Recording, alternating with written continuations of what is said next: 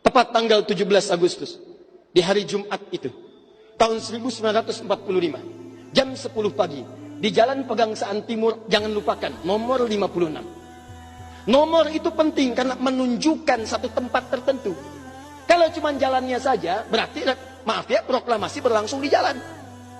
Nggak ada nomornya, nomor itu menunjukkan kedudukan, tempat. Ini jalan. Jalan apa namanya, Pak?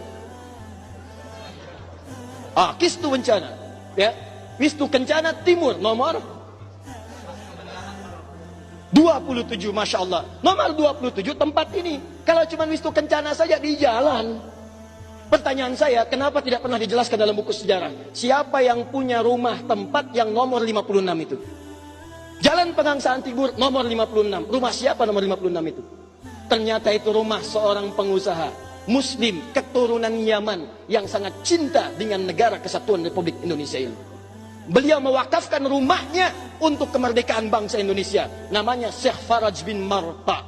Mewakafkan rumahnya untuk proklamasi kemerdekaan Republik Indonesia. Insinyur Soekarno datang ke situ dalam keadaan masih lemas. Ada kemudian penyakit dalam tubuhnya, maka diberikan oleh beliau madu Yaman di malam harinya.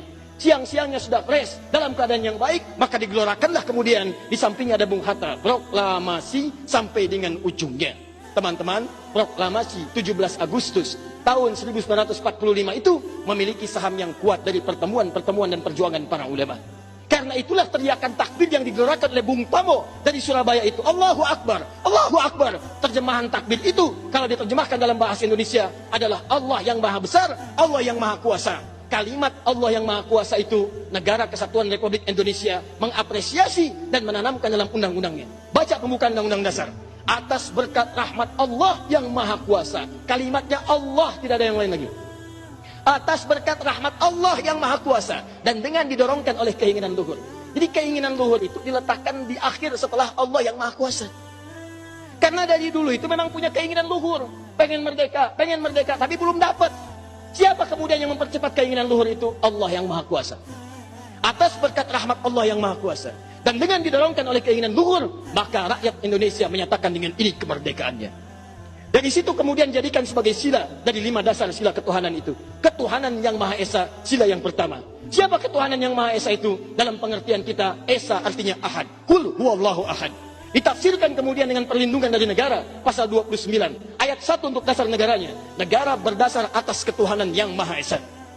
Karena itu kalau di bumi Indonesia ini ada orang-orang yang anti Tuhan, ada orang-orang yang menolak ketuhanan, sesungguhnya dia sedang melanggar undang-undang. Dan pasal 29 ayat 2-nya, negara menjamin kita untuk menerapkan nilai-nilai ketuhanan dalam bentuk ibadah.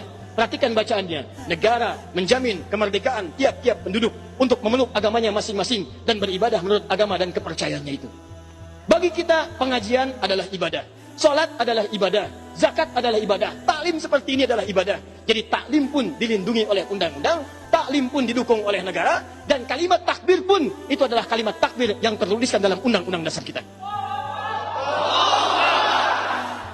Jadi kalau ada anak bangsa yang anti dengan kalimat takbir, itu artinya anak bangsa yang tidak mengenal perjuangan nenek moyang kita yang telah mewujudkan negara kesatuan Republik Indonesia. Takbir.